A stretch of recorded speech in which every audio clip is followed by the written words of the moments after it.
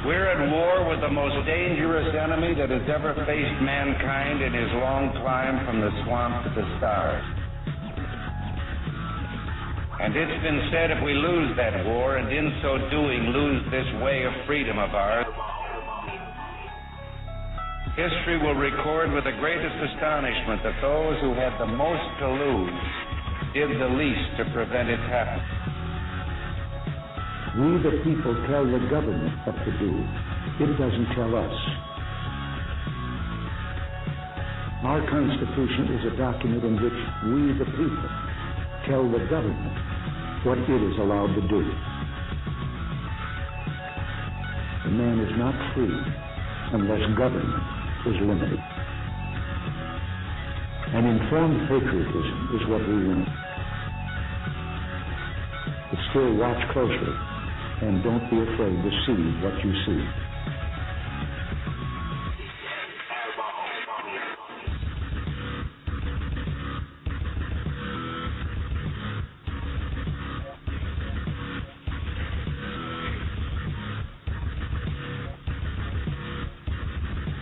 The very word secrecy is repugnant in a free and open society. And we are, as a people, inherently and historically opposed to secret societies. Even today, there is little value in ensuring the survival of our nation if our traditions do not survive with it.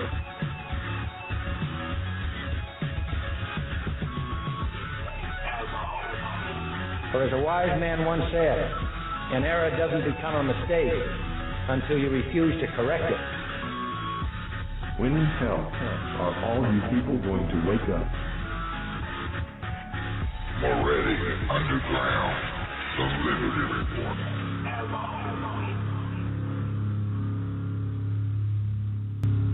Well, hello, America. Hey, everybody. Welcome to the Monday, April 21st, 2014 edition of Moretti Underground, the Liberty Report, brought to you live right here at PRN Radio Network, the exclusive home of the Watchmen of America program. Hey, Watchmen.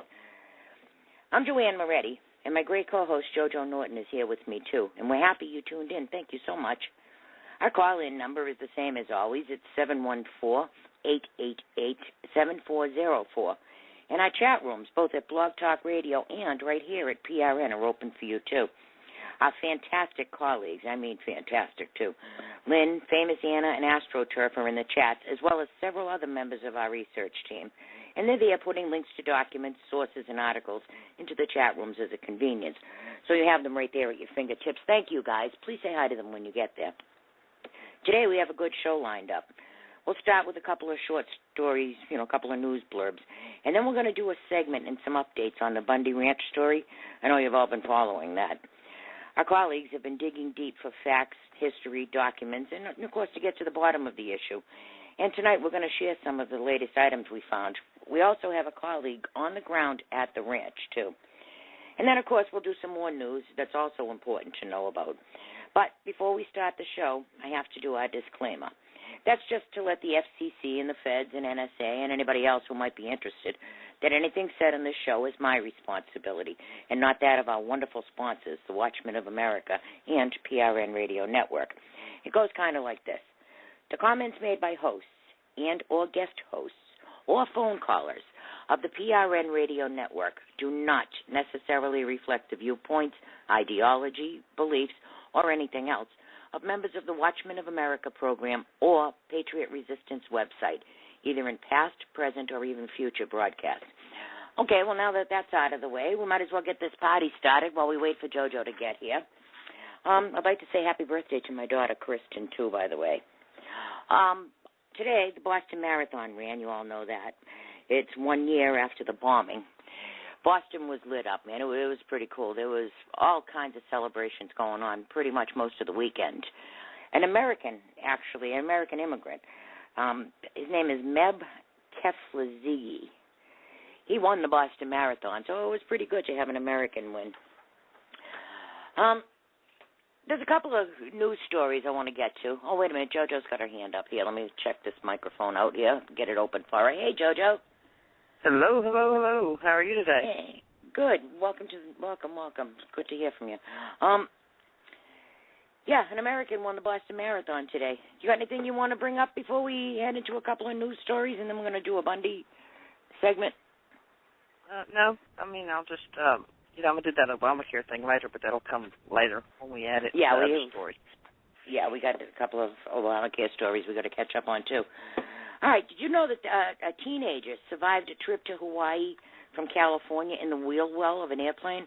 I don't know how he did it with no oxygen, plus it's freezing up there. But he did it. I just actually, before we came on the air, I was looking at a videotape, security videotape. The kid just climbed the fence, walked across the tarmac, and underneath the plane.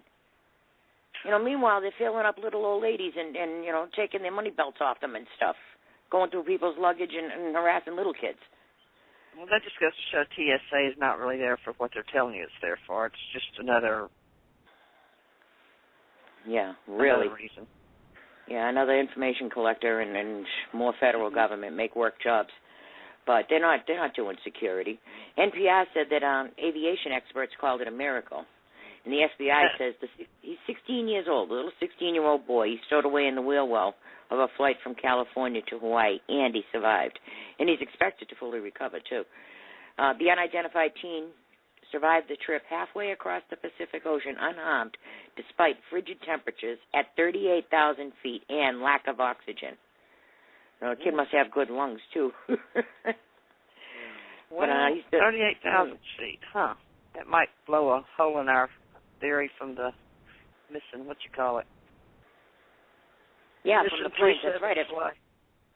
Right, well, missing MH370, they were at 38,000 feet, and the oxygen went allegedly, right? Well, that was 45,000. All right, still 10,000 feet. This kid survived. This kid survived a long time with no oxygen. Anyhow, security footage. He had oxygen, or he wouldn't have survived. It just it's kind of strange.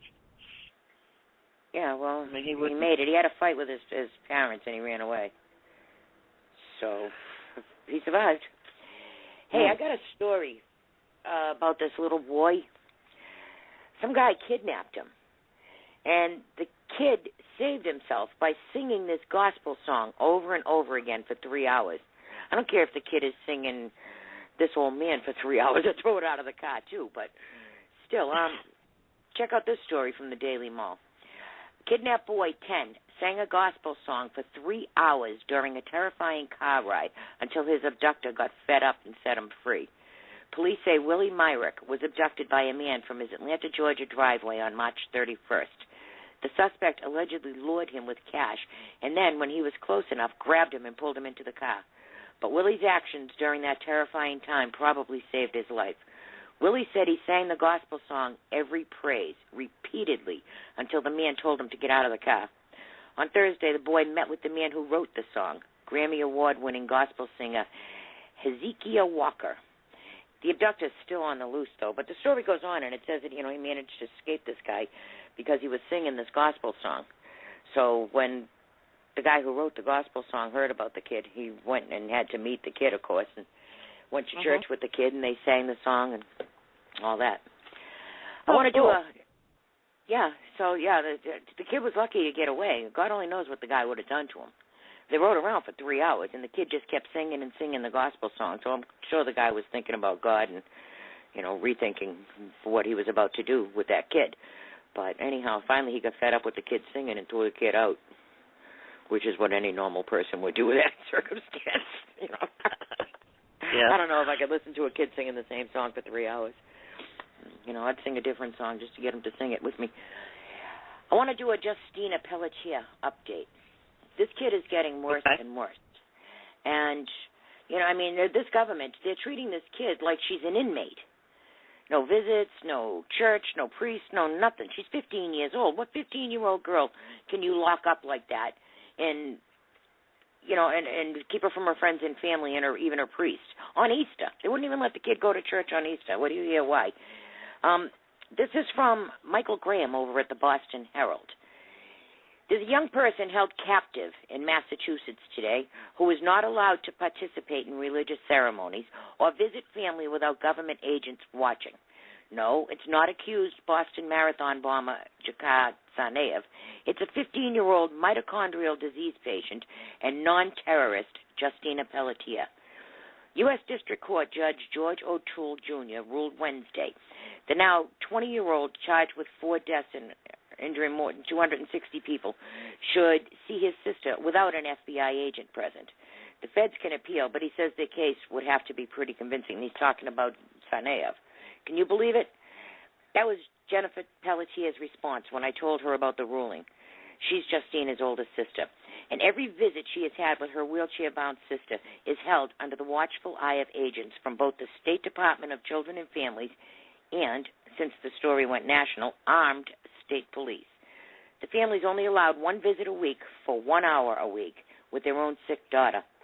It's hard for me to say this, Justina's father, Lou Pelletier, told me Wednesday, but a terrorist is getting better treatment in Massachusetts right now than a sick teenager who's done nothing wrong.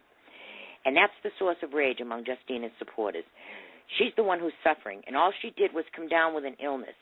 It is the same mitochondrial disorder that her sister Jessica has.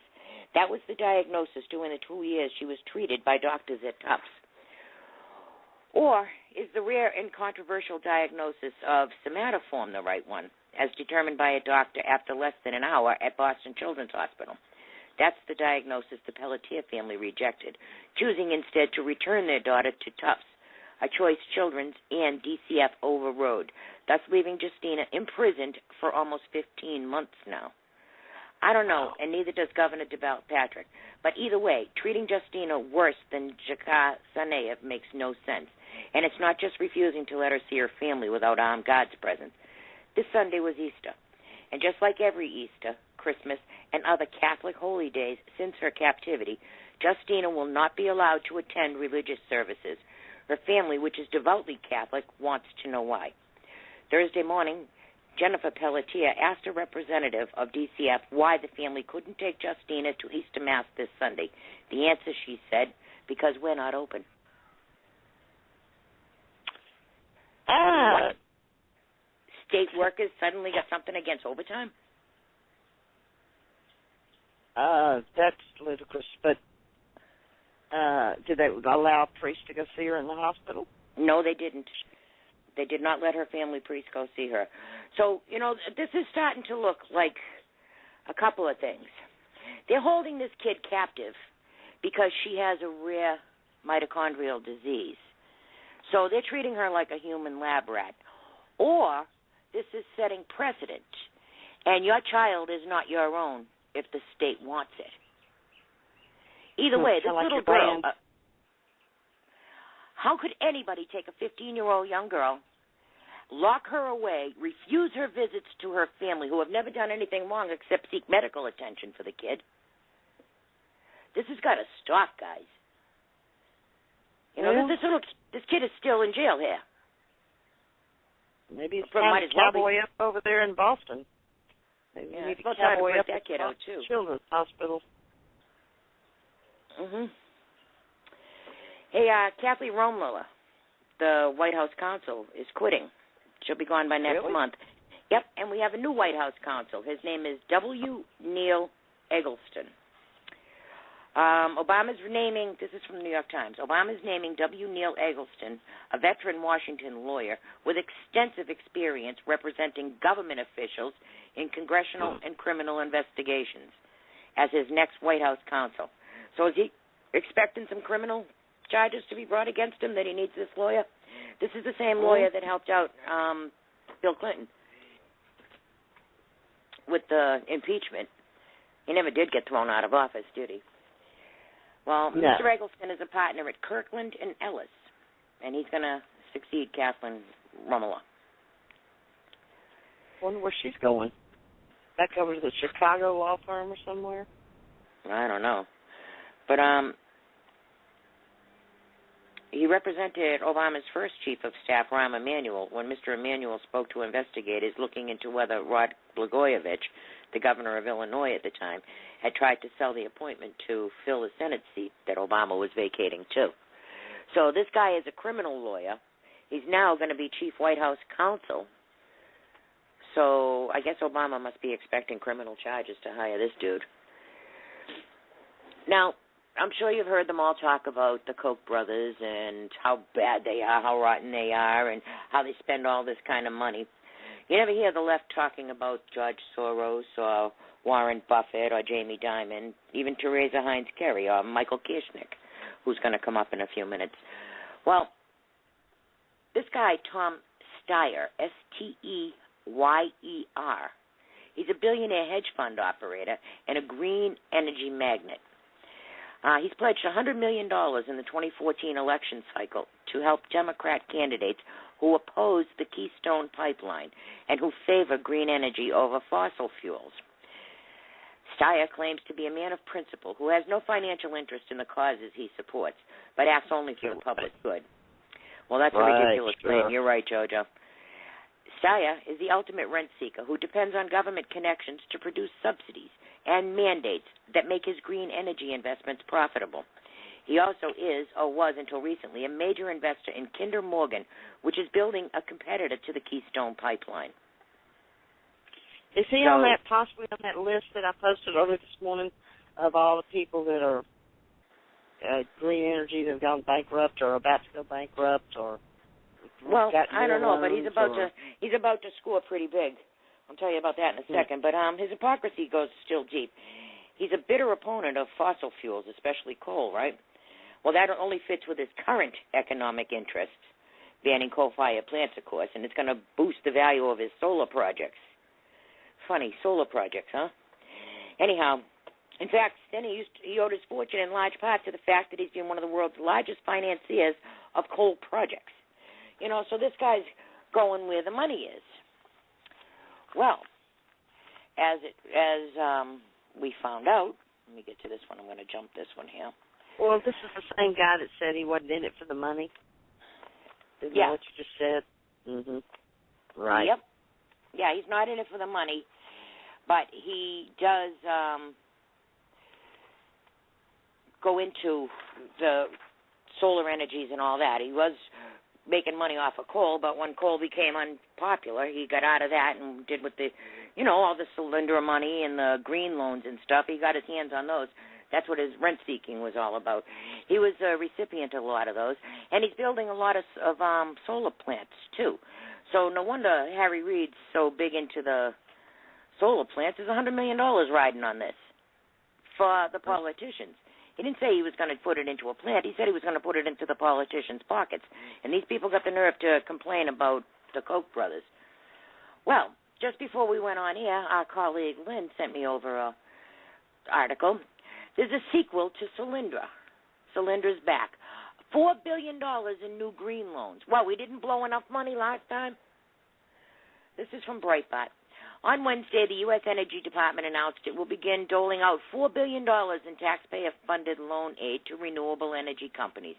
We're back in business, Peter Davidson, executive director of the department's loan program office, told Reuters. We really want to go back to doing very valuable work for our economy going forward. Solyndra sequel.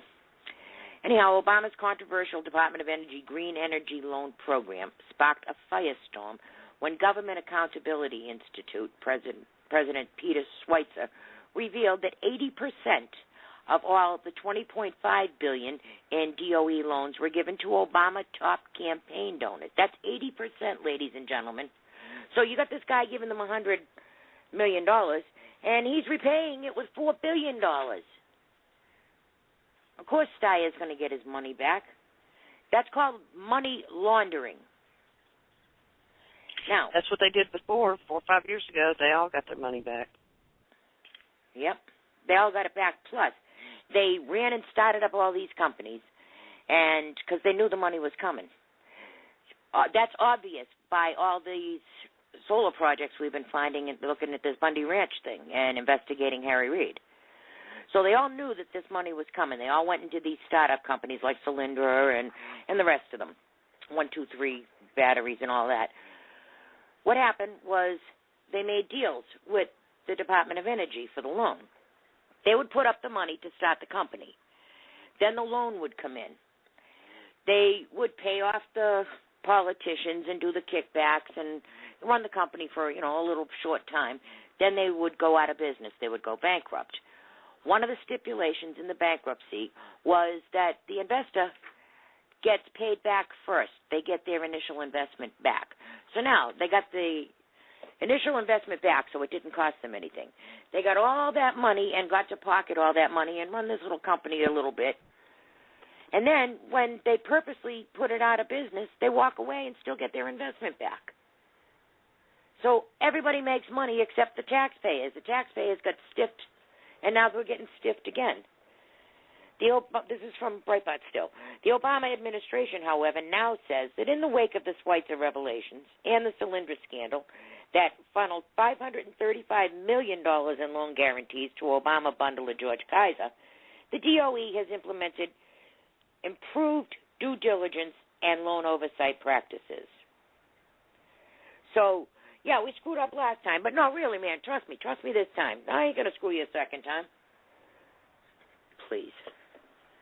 Well, I pulled up this morning. It says where all our money went when Obama was allegedly creating jobs as millions of others were going under. Mm-hmm. A123 Systems, A-Bound Solar, Harmonics, Babcock & Brown, Beacon Power, Bright Source Energy, Earl, Evergreen Solar, First Solar, Fisker Automotive, Mountain Plaza, Nevada Geothermal, mm-hmm. Razor Technologies, Solar Trust for America, Solyndra, and Spectra Watt, SunPower, and U.S. Geothermal. And it's all millions and billions of dollars. Right. All gone bust. All but just a few have gone bankrupt, and the ones that aren't bankrupt are in distress, so they're just a banana peel away from going bankrupt. Yeah, well, now they're getting another $4 billion. No wonder Harry Reid's throwing the Bundys out.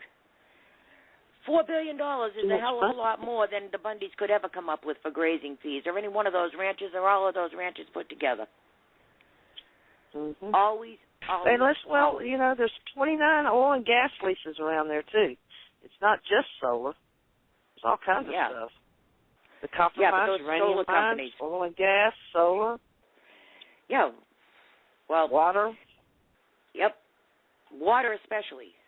They control the minerals. They control the flow of water. They strip those rights right off the land. Then they sell the land to the solar plants. There is land agreements in Nevada of land that somehow ended up in the Reids, not just Harry Reid, but his sons too, in their possession. In the deed of records, it says that they have zero value, and there was zero money exchanged. And there's no histories on these land. So is the U.S. government turning over land to Harry Reid? Sounds like they're transferring the land to the U.S. government. The government's doing these land transfers, and then from there, who knows where it goes. And so, yeah, well, it sounds to me like. Let's not forget, 86% of Nevada is owned by the federal government, and that has only been going on the last 20, 30, 40 years, and I don't know. You just can't take your eyes off any of them. Yeah, well, I don't think that's legal either, but. It's just somehow that there's like almost 14 parcels of land that ended up in the Reid family's possession, and no money was transferred. And the land is all around these solar plants. So did that land belong to the taxpayers, the people of the United States of America?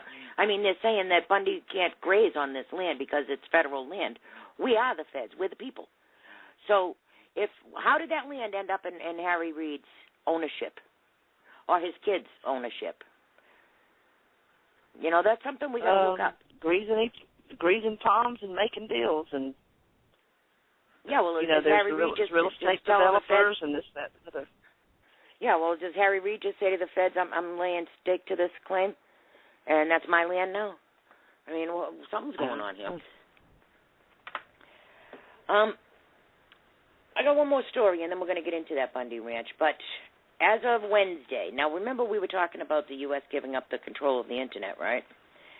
This coming Wednesday starts a summit of world representatives. They're arriving in Brazil for a 2-day meeting about Internet governance, and it's starting Wednesday in Sao Paulo. The meeting comes amid fallout over spying by the U.S. national security. This article from the Wall Street Journal starts out with At the top of the agenda for next Monday will be negotiations for a plan on how the Internet will be overseen in the future. The U.S. has agreed to give up supervision of the Internet policy-making body. Well, that means they're fixing to start charging us, and then all the money will go to the UN or somewhere. And controlling what we can discuss. Right. You know, you see all these countries shutting down their Internet services, like North Korea and China, and, you know, if there's something on the Internet they don't want their people to see, they'll shut off the Internet. And we're going to put our Internet in their hands. Yeah, just like and the whole United States. Obama has already agreed to it, according to the Wall Street Journal. The U.S. has agreed to give up supervision of the Internet policy-making body. So that, I guess, that doesn't need to go through Congress either. So. Yeah, done What deal. are we paying Congress for anyway? They're moot. They've been overthrown. Mm-hmm. Congress has definitely been overthrown. It's ridiculous. And that stupid Boehner put out some poll on his Facebook page today. Nobody even took the poll. It was a survey. Instead of taking the survey, everybody just made their own little comments on his page. It's quite entertaining. I, of course, had to make my own comment, but, you know, everybody said, you know, basically, screw you and your survey. We don't trust your survey. And we don't need a survey. We need you to do your damn job, you know, stuff like that. Yeah. Well, they're right, you know. I mean, Boehner, what is he good for? Buying rounds at the bar the next time they go. I don't know. Pelosi's playing golf with the president. Yeah. The president will have to play golf with. You know, I don't think it's right versus left. I think it's them versus us now. Oh, yeah, definitely. Yeah, things are getting real bad.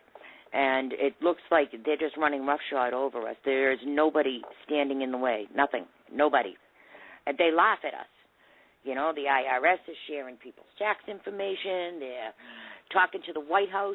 I mean, that's coming up, too. That the chick that they were talking to from the White House was at the White House today. But let's talk about the Bundy Ranch for a few minutes. I know everybody's sitting here waiting to find out what we've found. Since we've spoken with you last, we have been buried in digging and finding documents. And as a matter of fact, we got a hold of some documents that were in-house only documents that somehow the firewall over at the BLM went down. And while it was down, there were some documents that were made available. So we got a hold of those, too. Now, we have correspondents at the ranch. We have our other correspondence colleagues and research team working very diligently, pulling up documents, pulling up resources, going through the entire history of every piece of land in this country. There is some really shady dealings going on over there with that Bundy Ranch thing. Now, I think that those BLM guys, we better talk about them first. You all saw the pictures of them chasing the cattle with the helicopters and them walking around in their fatigues and their helmets and their flak jackets and the rifles and all of that.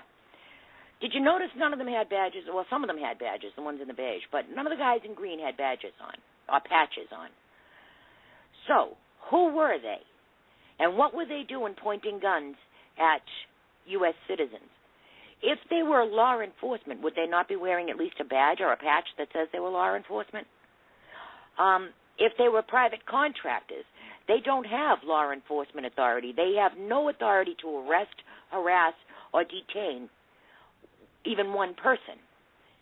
So if they're hired by government contractors, there was one guy whose picture keeps coming up, and I'm seeing all kinds of articles saying that this guy is with Special Operations. I think his name is Ford.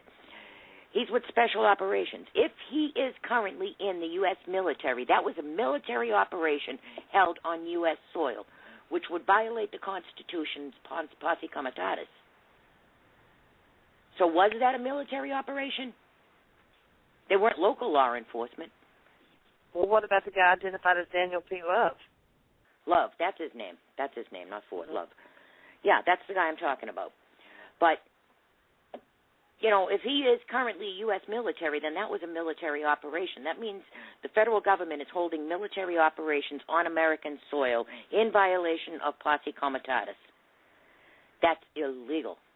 And if they were just hired hands, This is the same guy that it was reported that he, at one point, was having a conversation with somebody and that he was on the phone with Eric Holder. Remember that little part of the story? Right. Yep, satellite phone, and he mentioned that he was on the phone with the Attorney General. Right. Well, this is getting really, really bad. 60 Street Irregulars, you all know him, Mike Vanderbilt, right? Well, they're the ones that actually started the Fast and Furious ball rolling. They're the ones that picked it up on a blog between the feds and ran with it from there. Well, 60 Street Irregulars put this out. They know, Chuck. They know. They know we're coming. That's the ATF. Undercover agent Robert Rodriguez to raid Commander Chuck Sarabin, 28 February 1993, 1 hour before the raid on the Branch Davidians. It is of no concern. Soon the rebellion will be crushed. Looking like nothing so much as the evil-eaten Emperor Palpatine from the Star Wars saga, Senate Majority Leader Harry Reid has promised local media that this isn't over. And, in truth, reports on the Internet of Fed cops of various agencies, jackbooted thug teams flooding into Las Vegas hotels is certainly correct. They are there by the hundreds, taking over entire floors, playing the slot machines, and trying to look inconspicuous, which is working out about as well as you might expect. This is known to be just about everybody who's paying attention to the situation in Bunkerville, including the local media, who are not reporting it, for now. Just who this demonstration of stark-naked so-called operational security and impotent puffery is supposed to impress is another matter. Harry Reid, perhaps? Bob Wright has observed that Harry Reid seems to believe he's in a biggest penis contest with Cliven Bundy, like the juvenile high school hall monitor who can't get the other kids to stop running. Harry's throwing a hissy fit. Personally, I'm happy for him. Every time Harry opens his mouth, we get another 100,000 converts to our cause nationwide. Indeed, if the mumbling, bumbling Harry did not exist, we might have to invent him. Of course, your average high school hall monitor doesn't have that power and the might of the militarized federal police establishment at his beck and call. Still, what this is supposed to accomplish, beyond a ratcheting up of the attempted Psywar campaign against the Bundys and the volunteers who guard them, is a mystery to the analysts I talk to.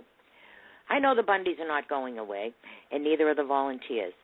Unless the federal government has decided to kill them all and initiate the next American Civil War, this is all just your tax dollars at work in a massive display of gambling prowess.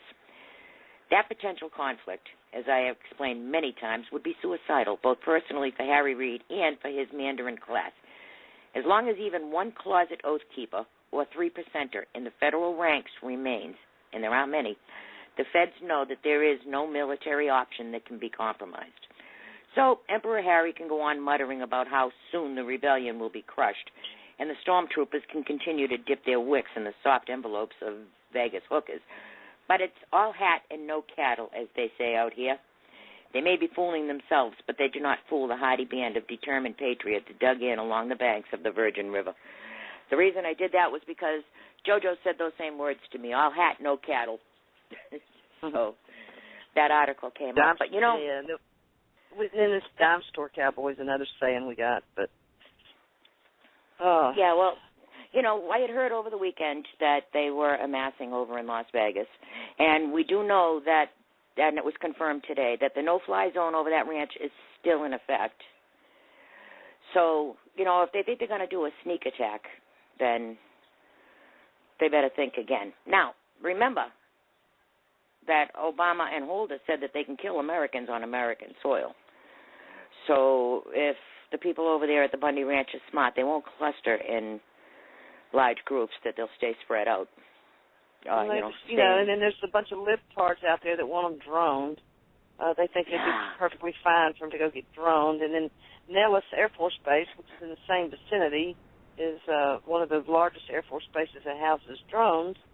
So I'm sure they're being watched by drones. Well, the drone thing, I know the libs are screaming for it, but would that also be an American, on American soil, a military operation against Americans on American soil? Well, we have the NDAA. Yeah, well, I know that Holder said that Section all it takes... 1021. Yeah. The one we were all fighting about? Yep. According to the NDAA, they can. Yeah, well, that has yet to be fight challenged. Terrorism on American soil. Yeah, well, that's why he probably called us terrorists. Exactly. I guess if by calling them all terrorists, that opens up the NDAA. Yeah, well, terrorists that everybody are the enemy. read. Right, but see, that's that what was everybody was fighting about. They wanted that one clause taken out, and they didn't get it taken out. They did take it out, and Obama put it back in, remember? Yeah, it's still there, but I'm saying it's still there. Oh, it's still there. So yeah, it's still there. But it was taken out. That screws up the Constitution. It's another thing that means we really don't have a Constitution because the NDAA is unconstitutional, just because of this one little thing. Well, that NDAA hasn't been fully checked yet, hasn't been challenged, because Amendment 6 says the U.S. citizens have the right to a fair and speedy trial, and Amendment 7 says that U.S. citizens have the right to a trial by jury. So, Holder is wrong, because but the NDAA negated all that. No law can supersede the Constitution. An unconstitutional law is no law at all. It needs to be challenged. But they haven't used it yet to give anybody standing. Well, remember, Obama said he was going to sign it, but he wasn't going to use it. Remember those famous words? Yeah. Yeah, he said a lot of things. Yeah, really. We have a friend of ours, Scott David Murphy. He wrote a really good article today, too. Oh, yes, he did. Yeah, he's another one of our, well, I don't know if he's our colleague. He sure as heck works with us all the time. But I'd like to read his, too. This is by Scott David Murphy. The Bundy Ranch, the shot heard around the world once more. Bunkerville, Nevada. The recent standoff between Bureau of Land Management officials and the Cliven Bundy family over his ranching rights within the disputed land that his cows graze on has turned into a Lexington and Concord situation. Well over a week ago, a rancher named Cliven Bundy had a dispute with the rights of grazing on what is claimed to be BLM land. The action of paid mercenaries and government employees, the reckless and irresponsibility of these government employees has turned into a rallying point for the American people, and the encroachment by federal authority onto that of states' rights has become a turning point in history once more. As the American Civil War was also fought over states' rights, it should be concerning to all Americans that this is about the 10th Amendment once again. Many Americans, including myself, believe in states' rights, constitutional limits on the federal government, and returning power to the rightful places of the state. What was observed through multiple alternative media outlets and the only mainstream network, Fox News, was real, giving Americans a front row seat to the ugly underbelly of what the federal government has become. It bears a striking resemblance to what we might see in other countries, but not here in the United States, and it should be a concern to all Americans. Cliven Bundy and his family are simple ranchers who have suffered the encroachment of federal authorities onto their land for several decades.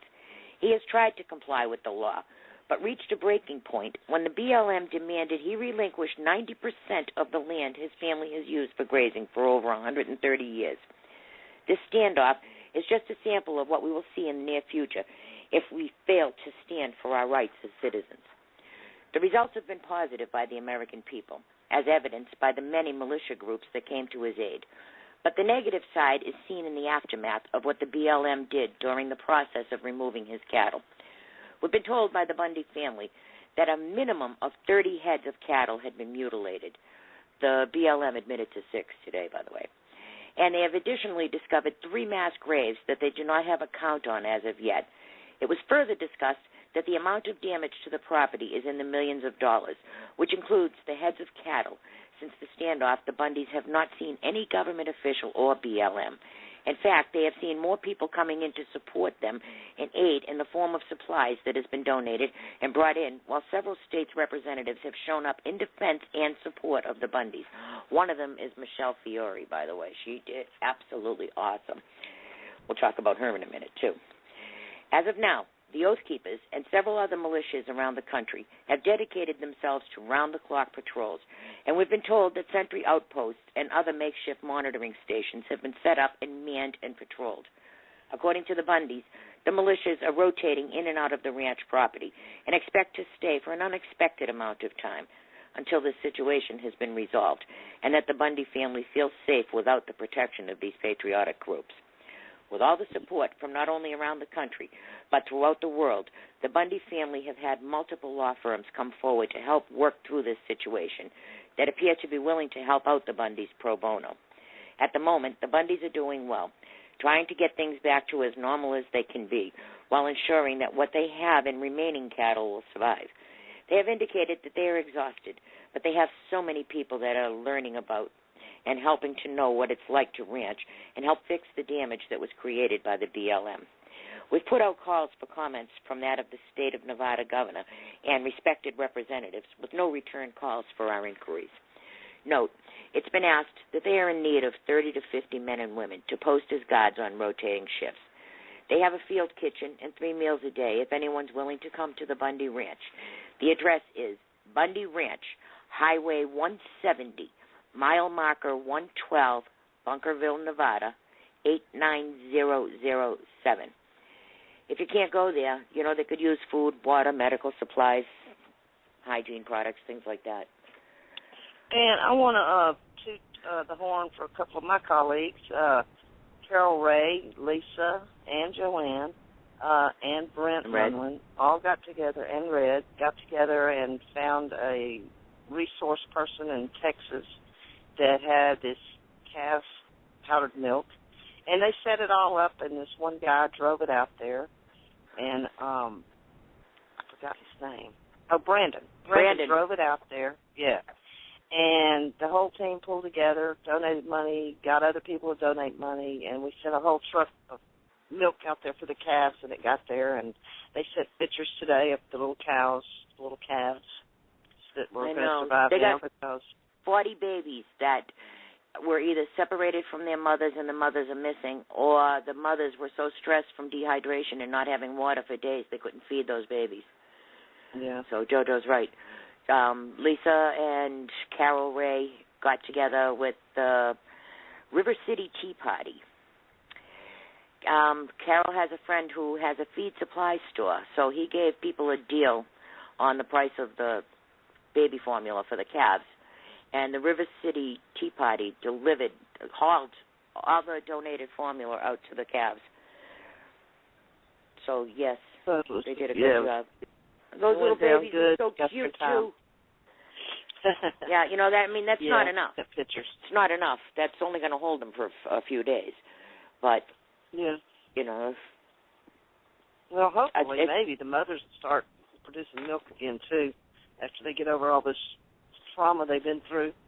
But there's other things. I saw a thing today. If anybody wants to donate, the men out there needed socks. And just like she said, hygiene and whatever. And on the Bundy's page, bundyranch.com or whatever it is, something like that, they have a donate button. Now, they're not personally asking for donations for themselves, but, if you wanted to go to their website and donate, that would help feed the guards, the security, and all that kind of stuff. Yes, every dime will go to caring for the folks that showed up. Yeah, this is, that they've been getting a lot of support, but they could use a lot more. The guys that are out there and the women that are out there right now, they're getting tired, and they could use some rotation out for a little while. Also, if you're going to, send donation packages and things like that, send in a deck of cards or some dominoes or a checkerboard or something to take up idle time, too. I'll give you that address again. It's Bundy Ranch, Highway 170, mile marker 112, Bunkerville, Nevada, 89007. Okay. Now, this is not just contained to Nevada, by the way. But I have an article here. Martin Armstrong wrote it, and Zero Hedge picked it up. A couple of other people picked it up. Do the feds really own the land in Nevada?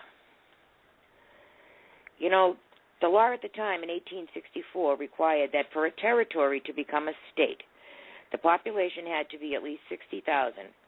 At that time, Nevada had only about 40,000 people. So why was Nevada rushed into statehood in violation of the law of the day? When an 1864 presidential election approached, there were special interests who were seeking to manipulate the elections to ensure Lincoln would win re-election. They needed another Republican congressional delegation that could provide additional votes for the passage of the 13th Amendment to abolish slavery. Oh. Yep. Listen. Previously, the attempt failed by a very narrow margin that required two-thirds support of both houses of Congress. The fear rising for the 1864 election was that there might arise three major candidates running. There was Abraham Lincoln of the National Union Party, George B. McClellan of the Democrat Party, and John Charles Fremont of the Radical Democracy Party. It was actually Fremont who was the first anti-slavery Republican nominee back in the 1940s during the Civil War. Well, that probably was 1840, should have said, during the Civil War. He held a military command and was the first to issue, no, it might be 1940, he was the first to issue an emancipation edict that freed slaves in his district. Lincoln may be credited for his stand, but he was a politician first. Lincoln relieved Fremont of his command for insubordination. Therefore, the Radical Democracy Party was the one demanding emancipation of all slaves. All right, so you remember Mr. B. And the 13th Amendment was his big thing. Well, obviously it was ratified because Nevada became a state. Anyhow, let me read the part that I wanted to tell you all of. I underlined it here, so I don't have to go through the whole thing. All right. It says the Supreme Court held this clause was constitutional because it conveys no more power over the navigable waters of Alabama to the government of the United States than it possesses over the navigable waters of other states under the provision. So they couldn't control all the water in Nevada or the land. Now, this is the part I underlined. The Pollard decision expressed a statement of constitutional law in dictum, making it very clear that the feds have no claim over the lands in Nevada. The Supreme Court states, the United States never held any municipal sovereignty, jurisdiction, or right of soil in and to the territories of which Alabama or any of the new states were formed, except for temporary purposes, and to execute the trusts created by the acts of the Virginia and Georgia legislatures and the deeds of cession executed by them to the United States, and the trust created by the treaty of the 30th of April, 1803, with the French Republic ceding Louisiana. So in other words, once a territory becomes a state, the Fed must surrender all claims to the land as if it was still just a possession or territory. So no, the Feds don't own that land, the state does. When the state of Nevada became a state, the Feds had to cede that property. Why would you make a state if you're going to still hold on to the land? So in that treaty making Nevada a state, the Feds gave back that land. So I don't know how it's now in Harry Reid's possession, a lot of it. Well, I don't know either. Didn't something change in 1934 when we were researching all this? That year comes up in my mind. Carol Ray, if you're listening, if you know what I'm talking about, call in. It's something different happened in 1934, but I can't. There's been so much to read. It was the the Conservation Act. Anyhow, speaking of conservation, we have talked about all these Sierra Club and all these greenie groups and stuff, and they're the ones like Unite Blue. Remember we talked about Michael Kieschnick. He owns Credo Mobile. He is big-time, flaming radical. He also has those prepaid credit cards, too, and some of them were in question for Obama's election and donations, remember? Well, this guy is also on George Soros' Secretary of State program. He runs Act Blue and Unite Blue. If you look over at Twitter at the Bundy Ranch hashtag, there's a lot of Unite Blue hashtags put into the comments. So I'm thinking Unite Blue is paying these activists to go over to the hashtag and make really disparaging tweets. However, These same groups that are screaming about the civil disobedience on the ranch were themselves calling for civil disobedience. Last July, 2013, they put out a press release to stop Keystone and tar sands. Listen to this press release. As Congress moves to fast-track Keystone XL pipeline, environmental leaders call for civil disobedience at the White House, Washington, D.C. On the same day as the Republican-led House Foreign Affairs Committee voted to approve a text saying that the Secretary of State, Hillary Clinton, should promptly authorize the Keystone XL tar sands pipeline, the executive directors of leading environmental groups released a letter calling for massive sit-ins at the White House this August to pressure Obama to deny the pipeline the permit necessary for construction. The letter begins, "We are the leaders of some of the continent's environmental and allied groups, and we're doing something odd here. Writing not in our professional capacities, but as individuals, to urge you consider taking part in the planned protest later this month in Washington. Signatories include the executive directors of the Center for Biological Diversity, Earth Day Network, Rainforest Action Network, Green America, 350.org, Credo Mobile, and more." The letter comes on the heels of a call issued by activists Bill McKibben, Danny Glover, Naomi Klein, Gus Spiel, Wendell Berry, and others. The article goes on.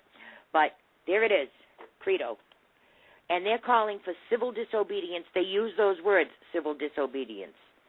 But they're flipping their little wigs because Americans are practicing civil disobedience. They think that that's exclusive for them with their sit-ins and their protests.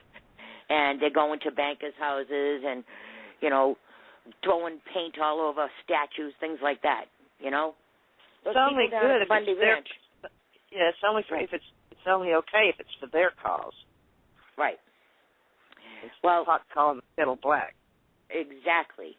What they're freaking out about is there were people there with guns. The picture that they keep showing over and over and over again is the man up on the overpass keeping watch. If you look closely at the photograph of that man, he is keeping watch. He does not have his hand on the trigger, his finger on the trigger. He's watching. That's what watchmen do. Guns of any kind scare the left out of their mind. Oh, the big bad guns. It doesn't matter if that was a squirt gun. If it looks like a real gun, the left is going to freak out. However, those are American citizens. They have a right to bear arms. That guy was not. That guy read was the watching. Second Amendment, That's right. There were probably more guns at that ranch that day than there were in the whole state of New York. Not one of those guns went off on either side of the argument. I'm thinking that's pretty smart, too, because if anybody got hurt, whether it be those guys that were with BLM or the American citizens who were protecting the Bundys, there would be a massive investigation, massive uprisings. So it was good that cooler heads prevailed. Just because there's a gun there doesn't mean that anybody's going to get shot. It obviously made a great deterrent on both sides, did it not? Nobody shot anybody. The bad guys knew if they started shooting, it could have some return fire, so it probably made them hesitate a little bit about starting something. Another thing I'm thinking, too, is those guys that were sent out by BLM, were they set up? Were they supposed to be martyrs like they did to Brian Terry? With Brian Terry and the Fast and Furious thing, the border guard, Brian Terry. With him, they gave him beanbags.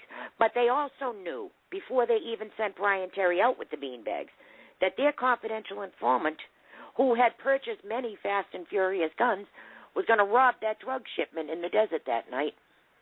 And they sent Brian Terry out with beanbags because he was supposed to die. He would be the pivotal point in this gun control thing. They never thought we'd find out that they were guns given to them by the feds that got Brian Terry killed. And I'm thinking that these BLM guys were set up for the same reason. They were supposed to die out there that day. They didn't, but they were supposed to. Can you imagine the miles they would have got out of that play? A lot.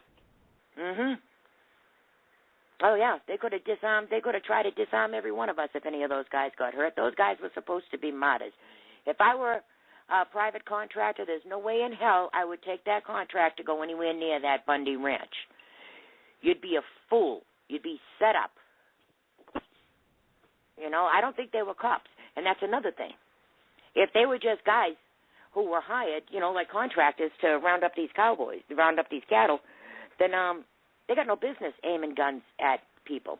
And they had no business killing those cattle or damaging property. They were supposed to impound the cattle only. Now, they're missing, what did Lisa say, like 130 head or 140 head? The BLM is saying that they killed 6. That's BS. They killed a heck of a lot more than 6. There's babies out there. Their mothers are missing.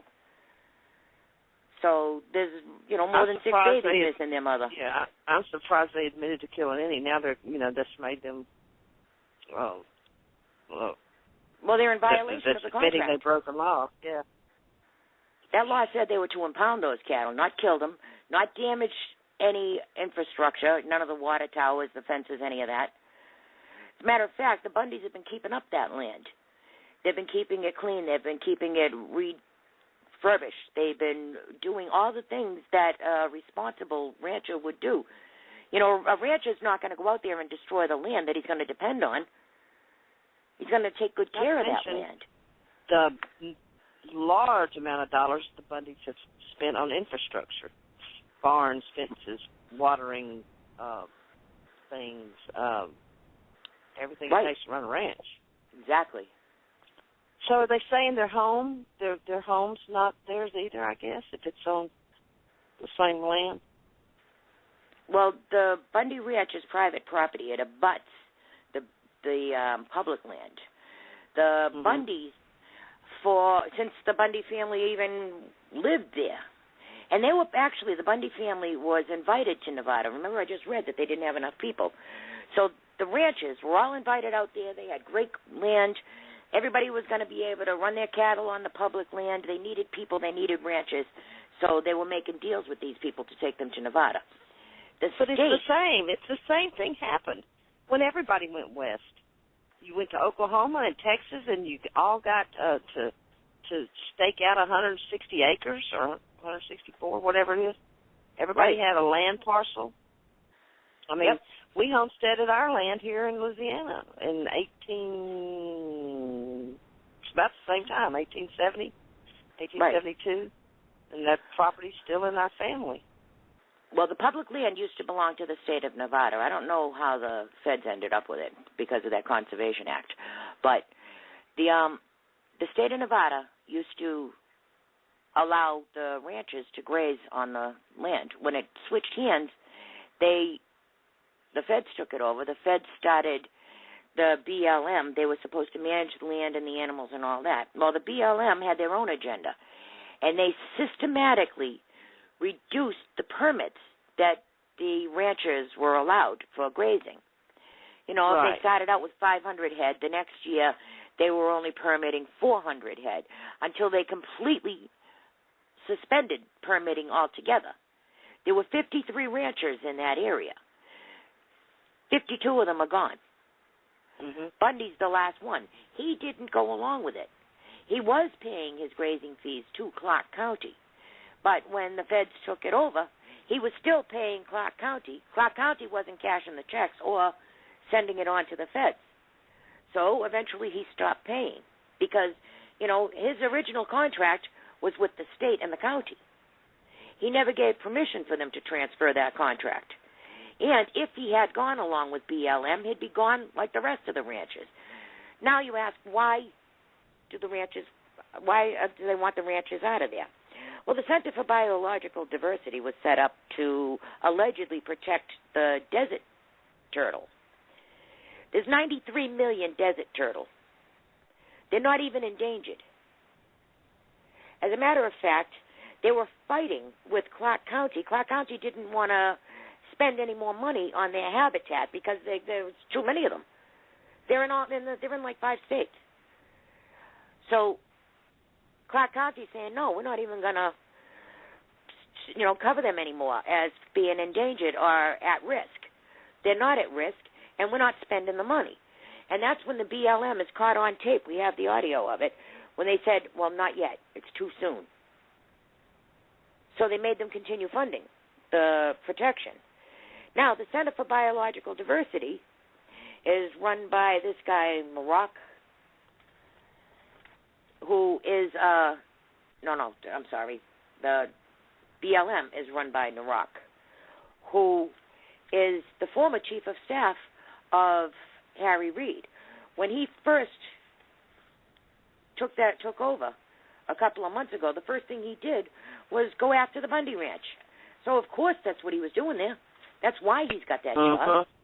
Exactly. He wasn't put in there for any other reason except to go after Bundy. Now, the Center for Biological Diversity... This has been in the works for years and years. And how long has Harry Reid been in the Senate? 20 years? I don't know, but it's been going on since 1993, which is 20 years. Yeah. Now, this guy, the Center for Biological Diversity, okay, their biggest donor is the Tides Foundation. That's Soros. And Drummond Pike from the Weather Underground. And they got other donors like the Sandlers. The Sandlers were donors with Obama's Chicago Climate Exchange. Now, the land itself is worth big bucks just for the mineral rights and the water rights. Now, they strip that from the land and sell those separately. So pretty soon you're going to have somebody controlling all the water that goes downstream from there. So the people downstream from there are screwed too, down to the bottom of that Virgin River. They're not going to get any water. That's going to be stopped. But the water rights and the mineral rights are sold separate. So now you just have this land. There's this developer who wants it. And well, they've already built a 300-mile water pipeline. That's already been done. Yeah. So that's for the water rights. Where's that water coming from? It's got to come from the Virgin River or from Lake Mead. So anybody downstream, you'll pay or you won't get water. It's the same thing that they're doing to the Joaquin Valley in California. Well, the people upstream got the water rights.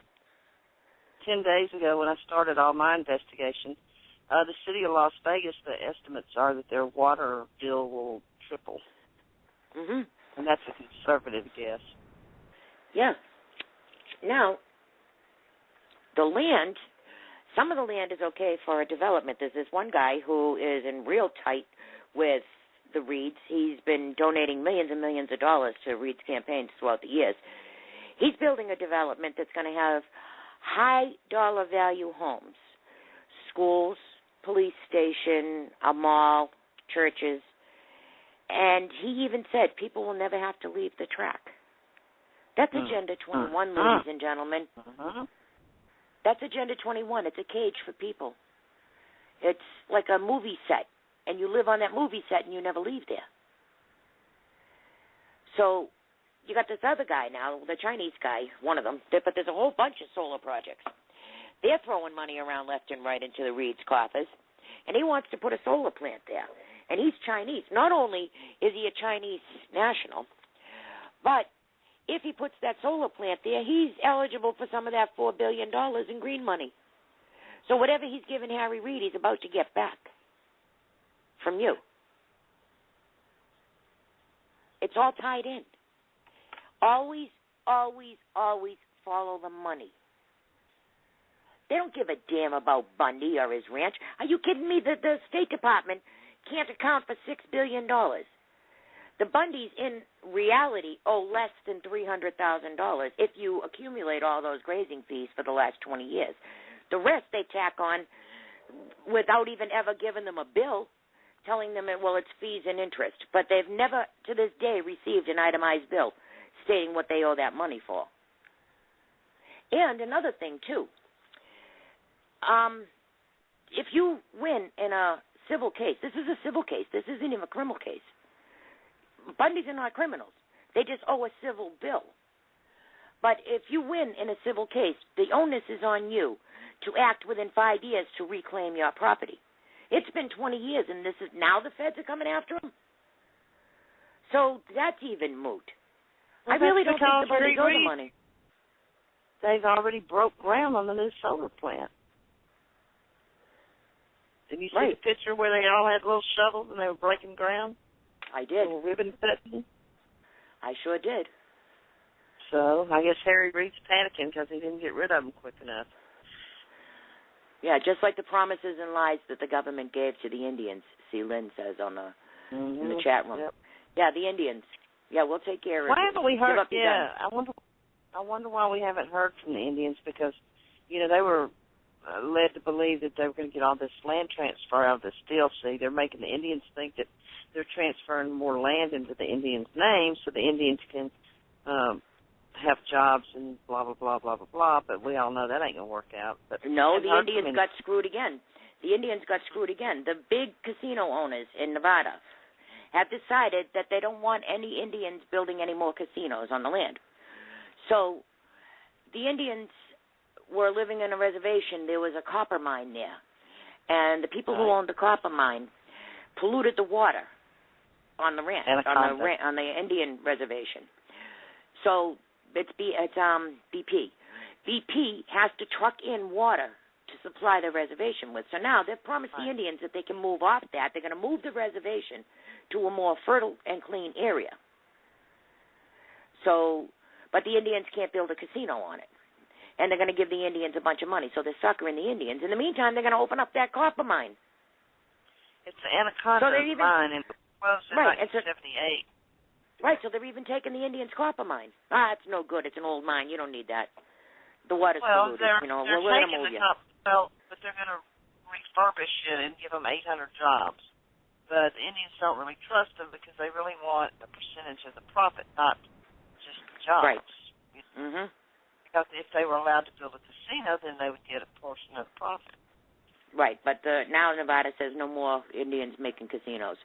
That's all over the country, too. Up in Massachusetts, they refuse the Indians to build a casino, but they're still building a casino. The Wynn family is building a casino up there. We got a couple of Indian reservation casinos here in Louisiana. Yeah, well, that's not going to happen. There's some in Oklahoma. There's some in Oklahoma, too. I'm glad you said. 50,000 militia in Oklahoma are getting ready to band together. And then that's we our have next article. Texas is fixing to lose 90,000 acres to the BLM on the Red River. So it's not just here, Nevada. Right. Well, Red's got her hand up. Let me open up this microphone, and our colleague Red has called in. Hey, Red. Hey there. Finally just got home. Hey, Red. Conversation. How are you? I hope I'm not. Anyway, there was a conversation I had with somebody else, and they said that but actually, Bundy has got a right to sue Harry Reid, because Harry Reid has actually slandered him by saying that he did not pay taxes, which is not true. That's right. And that is actual slander. That's right. Now, see, that's right. Harry Reid is running around saying that Bundy didn't pay his taxes. That is not true. Harry Reid done that? Well, that's a whole separate issue, too. That's not the issue. The issue is grazing fees, not taxes. Bundy's taxes are paid. Well, Bundy's put out a report from some official that's signed and sealed saying the taxes are paid up to date. I saw that go by. But let's know, how does Harry Reid Go ahead. How does Harry Reid know or don't know he paid his taxes? It's just like when he lied on Mitt Romney. He shouldn't know. Great question. That should be confidential information. So he's out there spewing that. How did he know?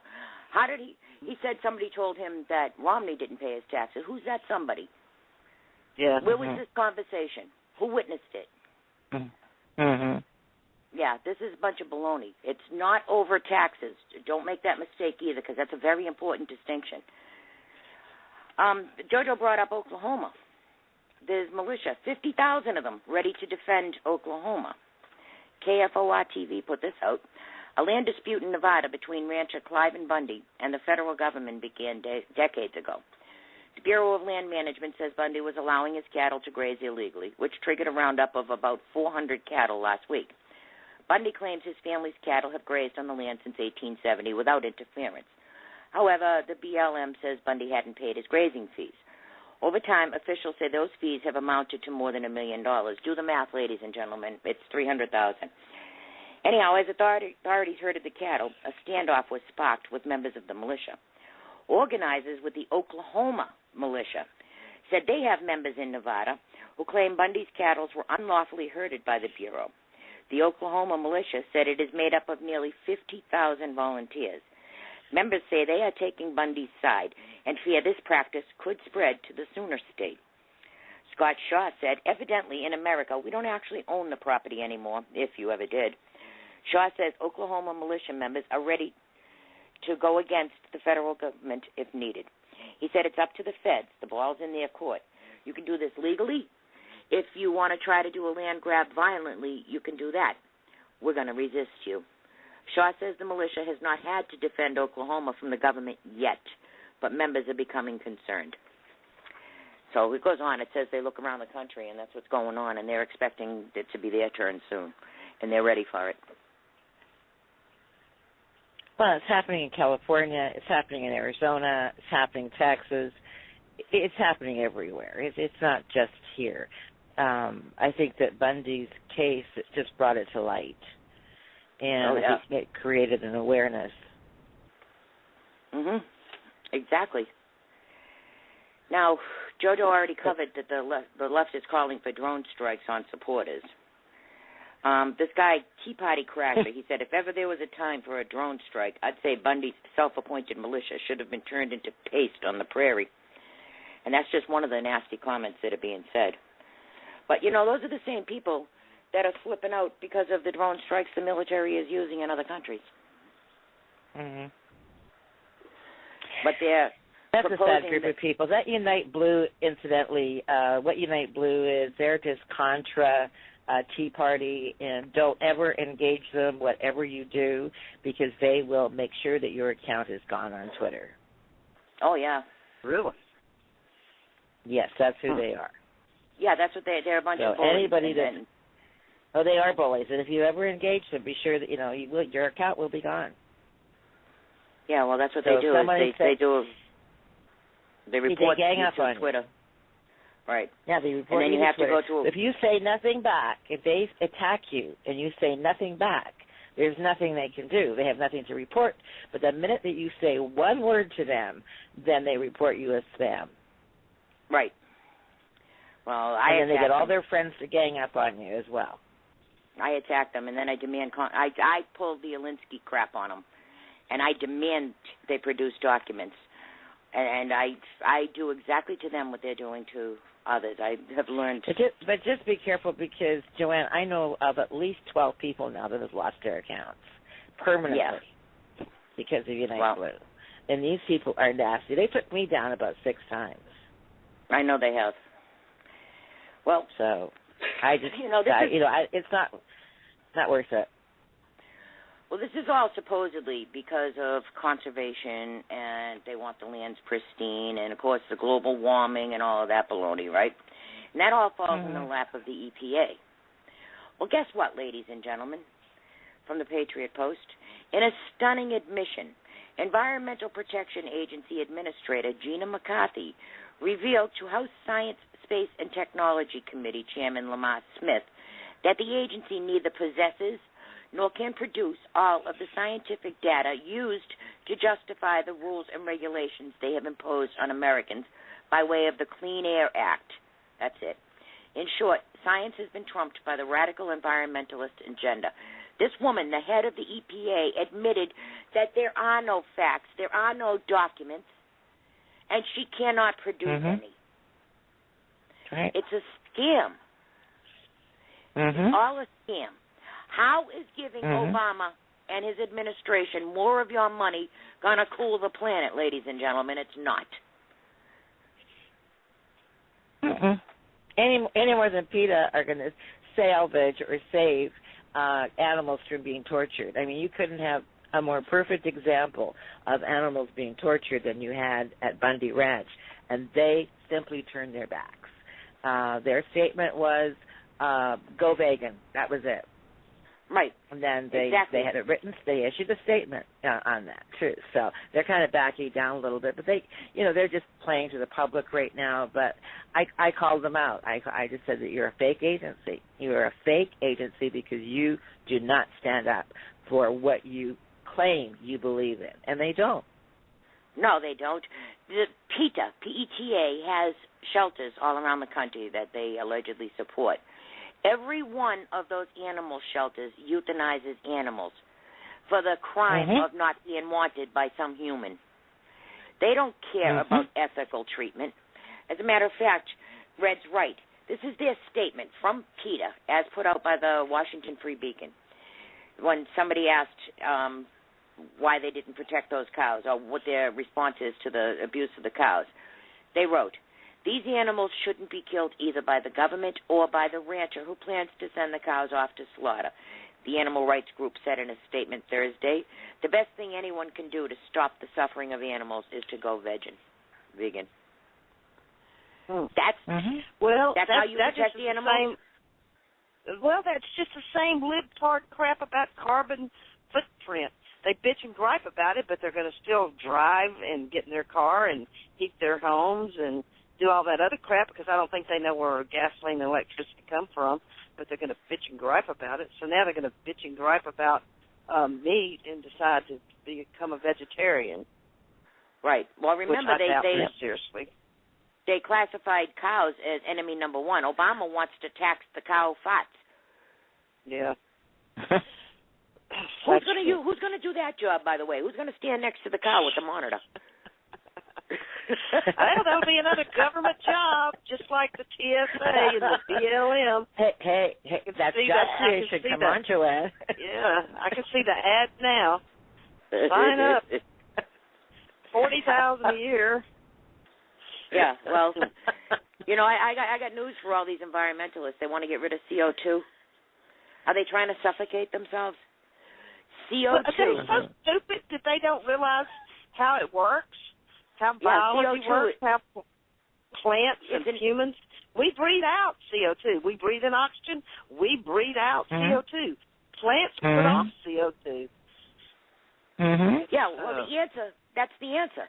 The answer to lowering the CO2 is plant more plants. Plants inhale the CO2 and they exhale oxygen. Without CO2, you will have smaller plants, you will have less fruit, less vegetables, less oxygen, you will have filthy, dirty air because nothing will be absorbing all the pollutants. So, plant a tree. One volcano emits more CO2, methane, and carbon than all of mankind throughout history could be capable of. Through industrial history. One volcano. So it's a scam. Follow the money, not the words. Now, incidentally, you gals have been doing a great job. I've been following you, and everybody should be following you on Facebook because you're doing a good job yourself. Your postings are great. Well, I do when I can, but you've kind of done a lot yourself, Red. That's right. I chip in whenever, but anyway, you guys have really got. Joanne is like 24/7. I don't think she sleeps. No, I don't and then sleep. you too, JoJo, and Carol Ray. Carol Ray and Lisa. Oh, Carol Ray especially. She's on fire. Lisa, it's funny. Lisa works and goes to the ranch and works and goes to the ranch. Well, once you got the picture that this was about land development and what land developers do, once you got that going and the water rights, then you got on the right track of where this whole thing is and what was causing this whole problem. But I still look back at those pictures. I got to tell you guys, when I look at those armed guys, I don't know what to call them, militia, whatever. And I'm thinking, we don't have those kinds of guys. We haven't sent those kinds of guys to Ukraine. We don't put them on the border. We don't have them fighting the cartels, but we have them fighting a lonely rancher. Right. Yeah. And, look at all the federal land that the Mexicans are camping out on. I say Mexicans because that's a misnomer, other people that come across the border illegally. I mean, they're all over the they've even been next to a top secret base south of Tucson. It's got some Indian name. I can't say it. Starts with the H, but, And, the American citizens along the border are very insecure. They have no expectation of any kind of security. Well, no, you've already got one rancher that was killed, and, he'd always been actually pretty decent to the invaders, as I call them, as they came across the border. He gave them water, whatever, and gave them a good run, and then called ICE, who never went after them. But all of those people sleep with shotguns under their pillows, all of them, and because they don't know when anybody might decide to invade their home and take whatever they want and kill them. So, that's a great way to live. And incidentally, if they want to go into town to get supplies or have to go to a doctor or something like that, they actually have one of their neighbors come over and sit shotgun on their farm for them while they're gone, or on their ranch. Yeah. What a great way to live. Yeah. Who's giving them protection? That way of living is coming to all of America. It's not just the illegals. I mean, we have, if you live in a big city, you're pretty much the same. You have to stay locked in your house all the time, and, you have to just about, everywhere we turn around, there's some kind of idiots starting trouble. Well, nothing like this, though. This is really extreme. And, I had a friend that actually lived, her neighbor was the rancher that was killed, and she was telling me what life was down. Fortunately, she was able to sell her ranch before all the bad publicity went into that area. Of course, you can't sell that property now. You can't give it away. Who would live there? You'd have to be clearly out of your mind. So, and these people are stuck. It's horrible, and nobody's protecting them. There is a positive development. Leaders of 9 western states met to take back the land from the feds over the weekend, by the way. This is from Kristen Moulton over at the Salt Lake Tribune. April 18th, more than 50 political leaders, state legislators, and county commissioners from 9 western states convened a day-long closed-door meeting in Salt Lake City, the legislative summit on the transfer for public lands, to talk about wresting control of their oil, timber, and mineral-rich lands away from the federal government. The 9 western states were Arizona, Idaho, Montana, Nevada, New Mexico, Oregon, Utah, Washington, and Wyoming. The summit was organized by Utah State Representative Ken Ivory and Montana State Senator Jennifer Fielder.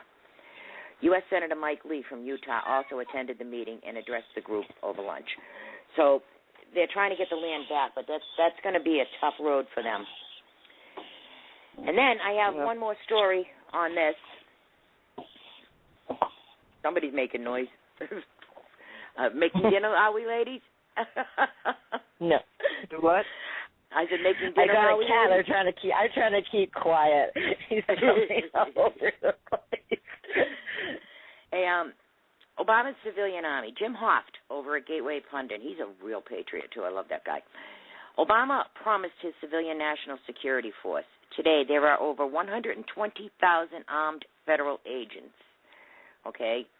We've talked about this. Every federal agency has been issued guns and bullets, and they're, ordering all kinds of things for these federal agents, checkpoints and armored vehicles, things like that. In 2008, Barack Obama announced his plan to build a massive civilian national security force here in America. It would be just as well funded as the U.S. military. Today in America, there are over 120,000 armed federal agents who work for 40 different agencies. So make sure you pay attention to that, too. All right, anything more you want to say on the Bundys before we take our break?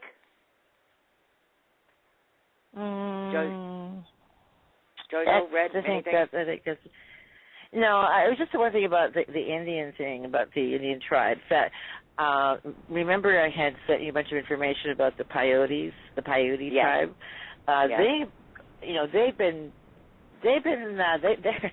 They've done very well with Harry Reid, And so I don't know what kind of deal that they've got going, but don't be surprised if it that's what the Cartier fix comes in. Jojo, you're breaking up. Pardon me? Jojo's breaking up. I couldn't hear her. That didn't work. Oh, I think we lost Jojo. The solar plant that they built, they've done that deal with L.A. for $1.6 billion that they sold them in energy. So, that's going to pay to the Indians. That's pretty nice. So they'll pay a nice tax to Harry Reid, I'm sure, a heavy tax. And then as far as casinos, Joanne, don't be surprised to see, other major casinos that will go in joint venture with the Indian tribes, because that's what they do. Harris, they've gone in joint venture, and so does Circus, a few others. So, I would not say that Indian gaming is at an end. No, I don't think it's at an end, but it's severely curtailed now. They're trying to direct them into going into energy and solar and all of that. Well, instead of and they could make a lot of money. Yeah, well, they could, especially with all these green loans going around and subsidies and all of that. Sure, it's just money. It's just taxpayer money. I mean, they've got a plan under construction, and they've already structured a $1.6 billion deal. That's a big deal. Sure it is. It sure is. All right, I'm going to wrap this up. We're going to take our commercial break. But, Red, I want to thank you for calling in, and we're going to keep an eye on this Bundy situation. And if anything breaks or if there's anything we need to know, we're going to break into a show. We're going to hijack a show or something, but we will keep you informed. And if nothing breaks, we're going to have more updates next Monday when we're on. But, stay tuned to PRN because this is where you'll find all these updates. We'll get through to you somehow. All right, Red, thank you. I'm going to put you back on hold and take our commercial break. All right, hon. Thank you.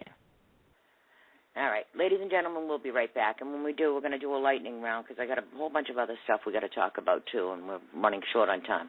We'll be right back. All right, everybody, we're back. You're listening to Moretti Underground, the Liberty Report, right here at PRN Radio Network, the exclusive home of the Watchmen of America program. I'm Joanne Moretti, and my great co-host Jojo Norton is here. Jojo, your microphone's open. Thank you. Oh, you're welcome. Our dear friend, Anthony Martin, wrote a really good article today in regards to Cheryl Atkinson. She was saying how Media Matters was helping CBS with reports. Now, she talked about CNN, that Media Matters was being paid to attack her reporting by CNN, while Media Matters was helping to navigate the stories on CBS. Check this story out. This is by Anthony Martin. Soros Group, Media Matters, helps CBS News produce left-leaning reports. In a stunning revelation that is not so stunning to most conservatives, the George Soros-funded Media Matters helped CBS News produce left-leaning reports, many of which were intended to disparage conservative news outlets. The allegations were made by longtime former CBS News investigative reporter Cheryl Atkinson. I love that girl. What a patriot she is. According to a story published by the Gateway Pundit, Atkinson appeared on CNN to discuss her recent departure from CBS News after winning journalism awards, particularly with regards to her investigative work on the Fast and Furious scandal that plagued the Obama administration.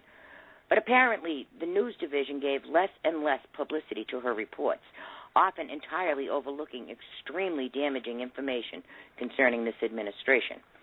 Atkinson had already told CNN that Media Matters was being paid to attack her reporting that was perceived by the group as negative towards Barack Obama and his administration.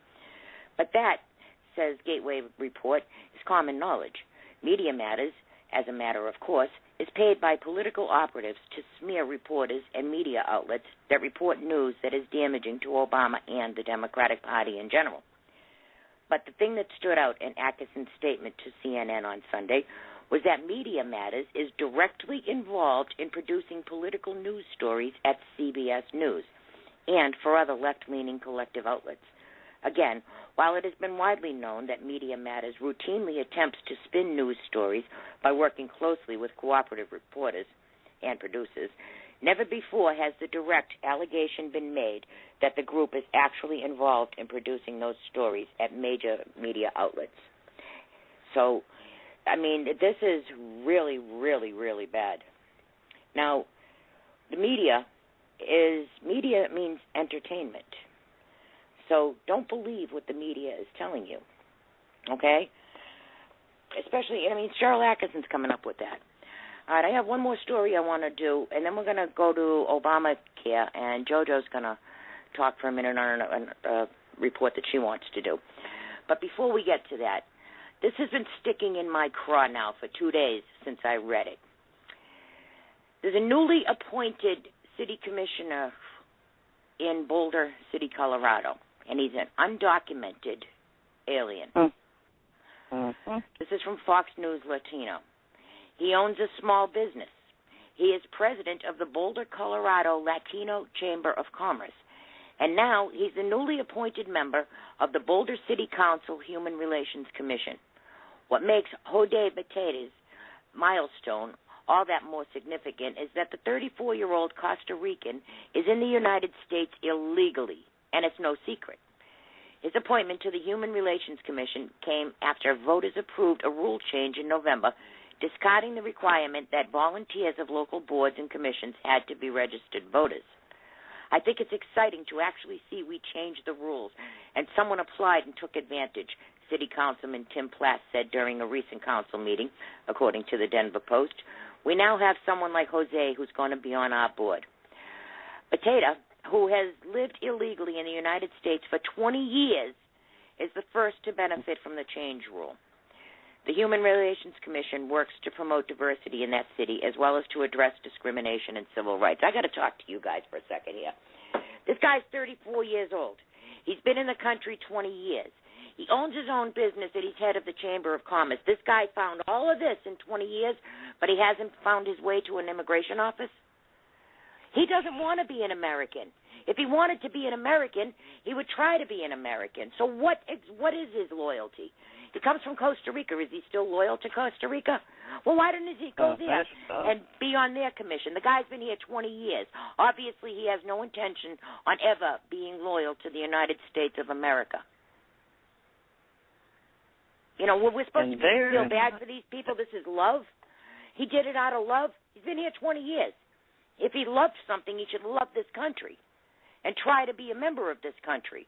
You don't sit here for 20 years, have businesses and whatever else he was doing. He couldn't find an immigration office in 20 years? Are you kidding me? Go ahead, JoJo. Well, there's some kind of benefit to them not to, used to people like Anna's grandparents and parents. And, they came to this country with pride and wanted to assimilate and be part of this country and love our country. And I happen to know people that were that came over from Italy also, and I mean, there's other countries also, but I mean, it's just a whole different mindset. They're just coming over. Yeah, well, the benefit. If you come here, at least try to be an American. Find your way to an immigration office. Get on the list. You don't sit here 20 years and take advantage of every asset and amenity that the United States has, and then you still want to remain loyal to another country?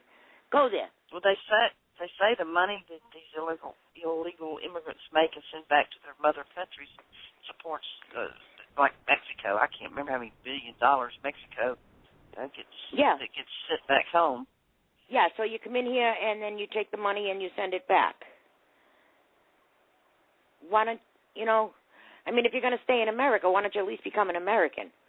Don't just sit there and kick us in the teeth and take the money and then remain loyal to whatever country it was you came from. Go back there if you don't want to be an American. I'm sorry, but I have zero compassion for people like that. All right, the ones that Jeb Bush was talking about, the tomato picker, the one that they try to make you think, the poor guy that come over here to take care of his family, those are the least of our problems. But still, if you're going to come here and you're going to stay here, at least try to become an American. All right, don't stay here for 20 years and not even make an attempt. And then sit there and tell us what we owe you. We don't owe you squat. That's what we owe you, nothing. You owe us. So that's my opinion on that. All right, now let's talk about Obamacare. Illinois taxpayers spent $12 million on Medicaid for dead people. The new expanded Medicaid. They had to show numbers. Dead people. And they're paying the bills for dead people. How did the dead people get the bills? You know, first you're dead, you're mandated to vote Democrat, and then now you get medical care if you're dead. You don't need medical care if you're dead. This is from Undercover Obamacare. In Illinois, it wouldn't come as a surprise if dead people voted. But when dead people receive millions in Medicaid services, that is newsworthy. A Freedom of Information Act requested by the Associated Press uncovered a shocking memo from the Illinois State Auditor. The AP found that the land of Lincoln spent millions of dollars on Medicaid services for the dead. The Illinois Medicaid program paid an estimated $12 million for medical services for people listed as deceased in other state records. Oh, really? Well, then we need to look into who's on the board of what hospital that's being fraudulently getting Medicaid money, or the doctors. Yeah, or the administrators. That probably leads back to all the other people we know in Chicago that are tied into X, Y, and Z. Right. All right, now, JoJo, you wanted to talk about Obamacare a little bit. I'm going to give you the floor for a minute. Oh, all right. And then I'll go back to our... Dr. Elena George. I listened to a radio interview with her, and I read an article that she wrote 2 or 3 years ago when I first started reading about Obamacare. She's an ENT doctor from Atlanta, Georgia, and she graduated from medical school in the middle 90s, and she's very, very distressed about Obamacare, and she's looking at it from another point of view, and she brought up some stuff that I hadn't known either. I had kind of looked at this mostly, I've been defending the doctors because I know what they're going through, but also mostly, now I'm getting feedback. Are you hearing feedback? No, how about you? How about now? No, I'm okay now. Except now I can't see. Anyway, when she became a doctor, it was all about patient care. She was an old school doctor, and, where you go in, you listen to your patient, and you try to take care of them, and now, they having to see so many patients and so much volume, and, the new way of doctoring is you just walk in and write a prescription, and they're out the door. And she said, medicine now is going in a new direction. And some of the stats she came up with is back when she first started being a doctor, like breast cancer was like 1 out of 14 women. Now it's 1 out of 8 women. And then she said colon cancer has gone off the charts.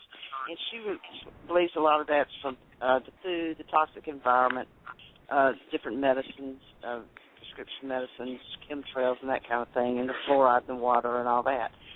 But she said basically this Obamacare is socialized medicine, and it's sold as everyone, everyone gets care, nobody's going to wait, and nobody's going to have to pay. That's the way it was sold.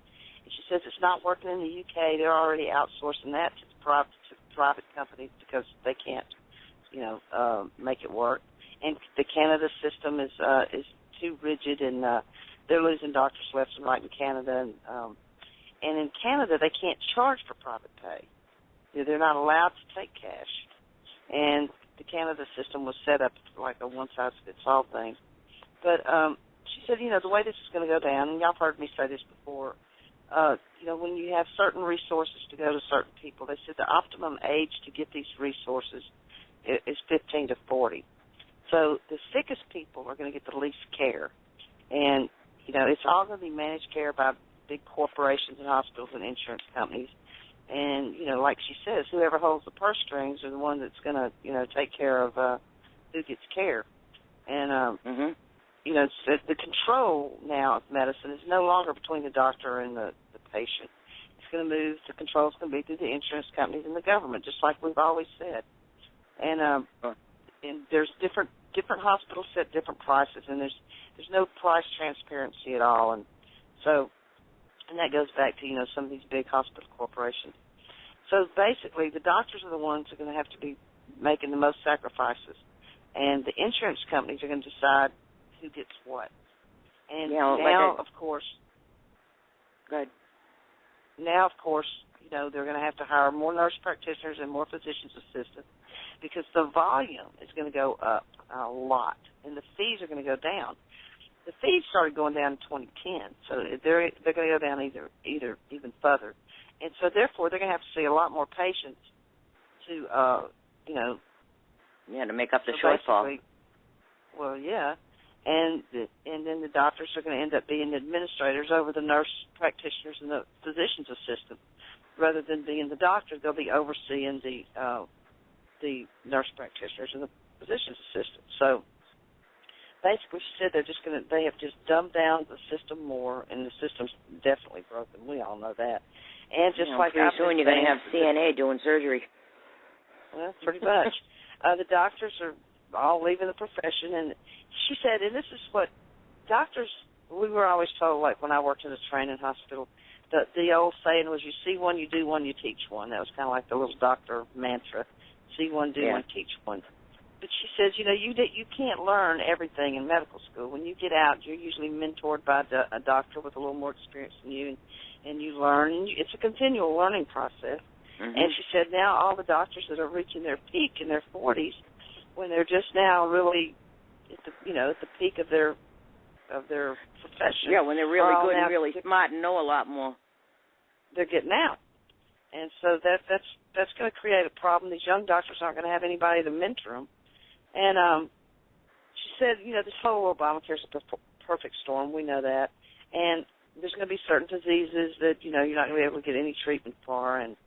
But the one thing that she said that kind of hit me, she said this is all about UN.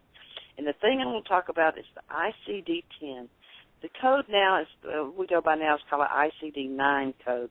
And it has, I didn't write the numbers down, but I'm going to make up some numbers just to show my example. Oh, no, I did write them down. Right now, there's 40,000 ICD-9 codes. They're going to come in and they're going to make the ICD-10. That's going to have 130,000 codes. Oh, my God. Basically, if they underbill, let's say you go in for tonsillectomy, okay, and you underbill for it, they're going to consider that fraud. Like if the going rate is, say, $2,500 for tonsillectomy, and you only charge $2,200, that's going to constitute fraud. She said the first time they catch you, it's a $25,000 fine. The second time, it's a $50,000 fine. The third time, you go to jail. So if you miss one number on these new codes, you're going to be accused of fraud and not get paid and fined? Oh, yeah, big-time fines. She said the FBI is all standing over, looking over their shoulders, and they're basically just standing around watching them like a hawk, waiting for them to screw up so they can come and get them. Then so who's going to go to college? Who's going to go to college and med school and all of that and spend all that money and take a chance on mistyping one number and losing it all? A bunch of liberals that think Obamacare is wonderful. I guess they'll go to college and then find out later. She said you don't even have to be guilty of anything. They can accuse you of something, audit you, and close you down. So basically, the private practice doctors it's going to be non-existent. The only way they can continue to be a doctor is to go into these big medical hospital corporation deals where they actually work for the hospital. The private practice is going to be just a thing of the past. And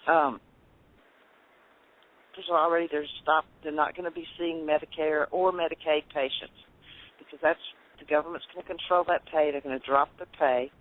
And but she feels like, and I do too, we've talked about this before too, that at some point they'll force them to see them.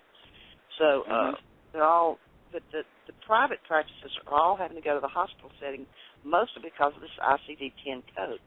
Now she said the ICD-10 code comes from the UN. Now this is what surprised me. She said the UN drives this system. The United States is the last country to join the ICD-10 code thing. All the other countries have already done it. And it just isn't, she said, it's just going to come in, the ICD-10 is just going to sneak in the door just in time for the overhaul of the healthcare system.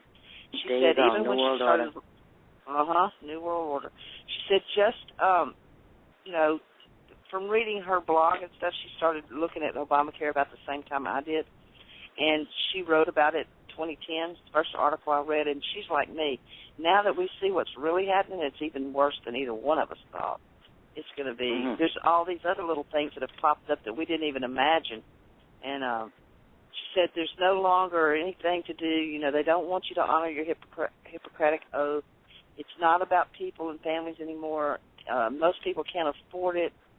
And no matter what happens, Congress is going to win at all costs. And the bottom line is money. Exactly. The UN has total influence over this ICD-10 death, and Congress granted that authority. So, yeah. Yeah, well, like I said, the Congress is as useless as the rest of the administration. Yeah. And the AMA is not it stands for American Medical Association, but it's not supported by doctors. It's a lobbying group, and it doesn't represent doctors. It doesn't represent them at all. And the AMA is also the one behind the coding and the certifications. Now, here's the other little kicker. When you become a doctor and you specialize or whatever, you have to do a test. It's called I can't think of what it's called right now. It's a certification for whatever your specialty might be. So basically, they're going to fix it where they're going to have to fight like hell just to keep their license. So what they're going to do, this one test you take when you get out of school, it's compared to a lawyer. When you get out of school, you take the bar exam. That's good for life. It used to be that way with doctors. They'd take their exam and their specialty, and it'd be good for life. Now they're going to come back and make these doctors, all doctors, retest every 10 years. And this is a huge test. This is not some, every 10 years. JoJo, that doesn't make sense. It doesn't make sense. Why would you put all this hassle on the doctors that you're going to be depending so heavily upon? I mean, only the elite will have doctors or meat. Well, I'm not so sure how it's going to work.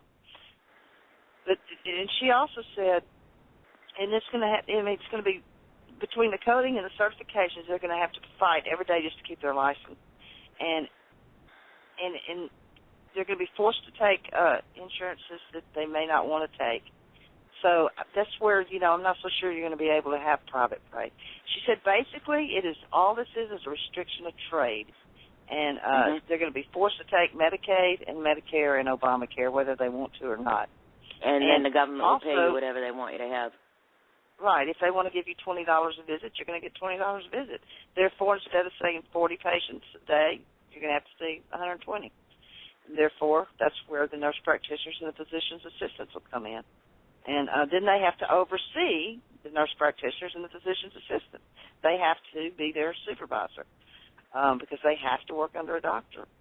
But the Medicare, she said you have to, even if you're rich and you don't want to use Medicare, you'd rather use private insurance, they're going to force you to use Medicare.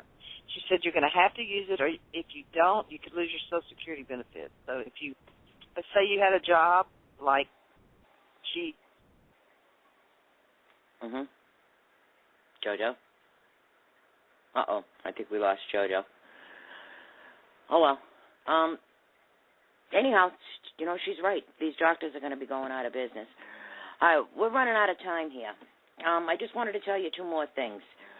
Nebraska passed a law today for an emergency powers law saying that guns is one of the things the government cannot take away from you in a declared emergency. So that passed today.